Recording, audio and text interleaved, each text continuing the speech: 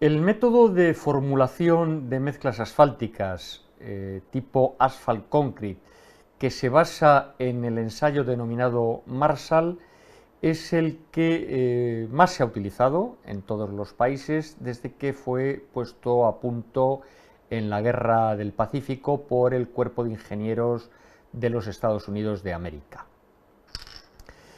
En el método Marshall se fabrican mediante impactos unas probetas de mezcla que tienen unas determinadas características a las que ahora haremos referencia.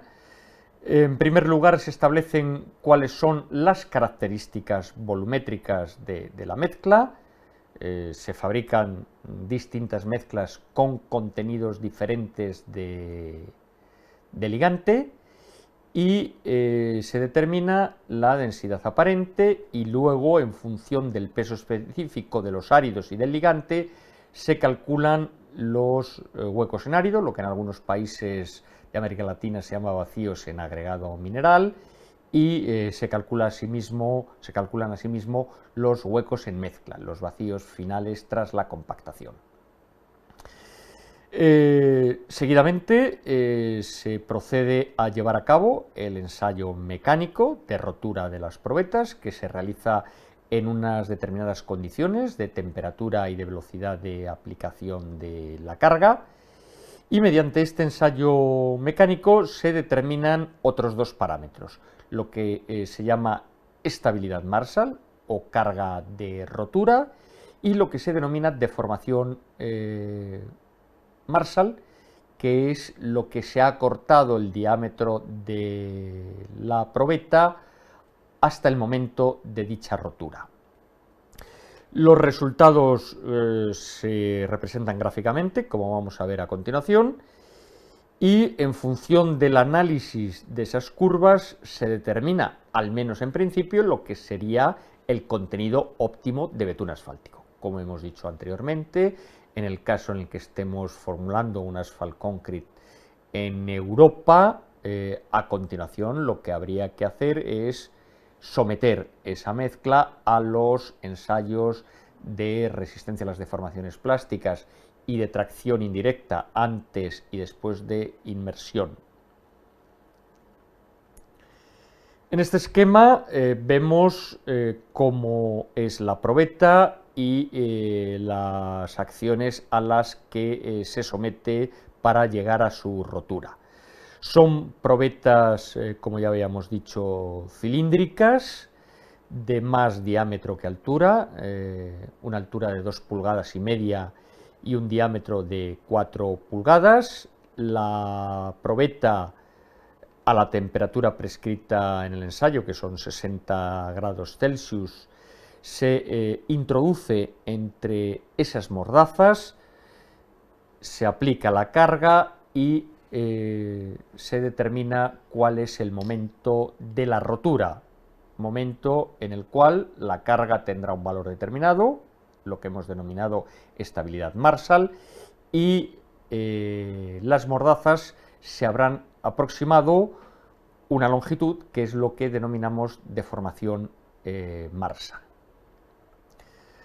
En esta fotografía vemos lo mismo que en el esquema, pero en un caso real, justo antes de que una probeta se vaya a ensayar en el laboratorio. En esta diapositiva vemos cómo son las denominadas curvas Marshall, es decir, vemos en ellas representada la variación de las distintas características, de los distintos parámetros del ensayo en función del contenido de ligante. Son las curvas de densidad, estabilidad, deformación, porcentaje de huecos en mezcla y porcentaje de huecos en áridos. Vamos a ver por qué estas curvas tienen típicamente esta forma que vemos en estos esquemas. En lo que se refiere a la curva de densidad, la que está en la parte superior izquierda de la diapositiva, la razón de ser es la siguiente. Inicialmente, a medida que vamos incorporando más ligante, este ligante va ocupando huecos que había entre las partículas del árido. En la medida en que el peso específico del ligante es superior al del vacío, la densidad aumenta. Pero llega un momento que lo que hace el ligante es ya realmente separar las partículas de árido. En la medida en que el peso específico del ligante es muy inferior al peso específico de las partículas minerales, la densidad empieza a caer. La segunda curva, la que está arriba a la derecha, es la de estabilidad. Tiene una forma similar a la curva de densidad y por tanto la explicación de dicha forma es también análoga, aunque ligeramente distinta. Inicialmente, cuando vamos incrementando la cantidad de ligante, vamos aumentando la componente de cohesión en la resistencia global de la mezcla. Sin embargo, llega un momento en que incorporar más ligante no supone un aumento significativo de la cohesión y, por el contrario, al separarse los áridos, disminuye muy apreciablemente el rozamiento interno y, por tanto, la resistencia global de la mezcla. En cuanto a la curva de deformación, que es la que está en el centro a la izquierda, pues lógicamente el componente deformable de la mezcla es el ligante y por eso, a medida que aumenta el contenido de este, aumenta la deformación de la mezcla.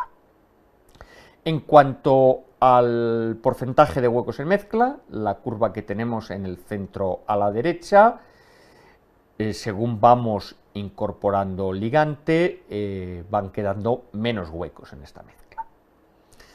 La única curva que no tiene una explicación tan evidente es la última, la que está en la parte de abajo, la curva que nos muestra la variación de huecos en árido con el porcentaje de ligante, pero tampoco es difícil de explicar la razón de esta forma que tiene la curva.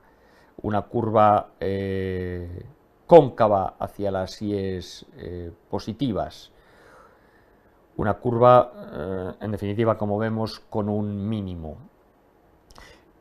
Los huecos en áridos son la suma de los huecos en mezcla, cuya variación hemos visto hace unos momentos, y de los huecos ocupados con el ligante. A medida que incorporamos más ligante, hay más proporción de huecos que están ocupados por ligante. La suma de una curva descendente y de otra ascendente tiene la forma que vemos aquí para la curva de huecos en áridos. El problema fundamental con el que se enfrenta el ingeniero que formula una mezcla asfáltica en caliente es cómo llegar al óptimo a partir de curvas como las que acabamos de explicar. Aquí están las fases de acuerdo con la práctica habitual en España. En primer lugar, lo que hay que hacer es comprobar que toda la curva de huecos en árido está por encima de un valor mínimo que aparece en las especificaciones y que depende del tamaño máximo del árido. Si no fuera así, querría decir que independientemente del contenido del ligante, no tenemos suficientes huecos en el esqueleto mineral como para permitir la expansión del ligante cuando sea requerido, bien por la aplicación de las cargas, bien por la elevación de las temperaturas. Por tanto, si este primer requisito no se cumple, la única posibilidad es cambiar la granulometría, en general disminuyendo la proporción de las partículas más gruesas. A continuación nos debemos fijar en la curva de huecos en mezcla, que es la que, en función del intervalo de huecos en mezcla que se establezca para cada situación, nos va a permitir elegir un rango posible de contenidos de betún asfáltico en la mezcla. El ajuste lo haremos en función de la relación entre la cantidad de filler y la cantidad de betún asfáltico, como veremos dentro de unos momentos. Seguidamente, solamente deberemos comprobar que la estabilidad está por encima de un determinado valor mínimo recogido en las especificaciones y asimismo que la deformación Marshall se encuentra en un determinado rango. En cuanto a la primera de las curvas que mostrábamos anteriormente, la de densidad, lo único que nos sirve esta curva es como referencia luego para el control de la compactación en obra. Terminamos este vídeo con esta diapositiva que nos muestra esto a lo que aludíamos hace un momento, cómo el contenido de ligante que se deduciría de la curva de huecos en mezcla debe ser matizado en función de la relación ponderal entre la cantidad de filler y la cantidad de betún asfáltico.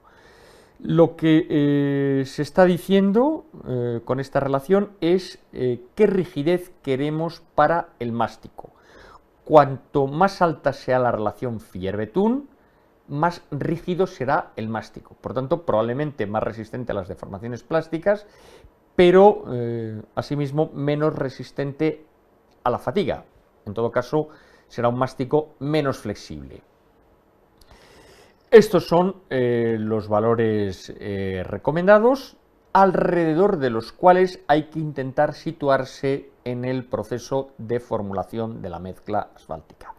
En línea con lo que se había dicho anteriormente de que las características como posible filler de aportación de la cal viva eran muy diferentes de las del cemento, estas relaciones que están recogidas en las especificaciones españolas no valen para el caso en que ese filler de aportación sea óxido de calcio.